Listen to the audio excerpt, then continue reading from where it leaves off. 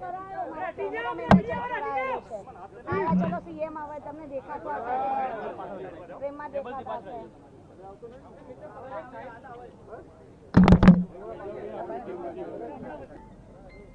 આજે ગુજરાતમાં સ્થાનિક સ્વરાજ્યની ચૂંટણી અને મતદાનનો દિવસ છે.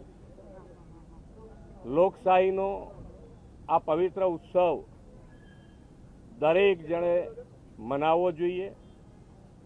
આ હક અને ફરજ બંને સાથે નિભાવવાનો આ એક અમૂલ્ય અવસર છે અને દરેક જણ મતદાન કરી અને ભારતીય જનતા પાર્ટીના દરેકે દરેક ઉમેદવારને વિજય બનાવે એવી હું અપીલ કરું છું.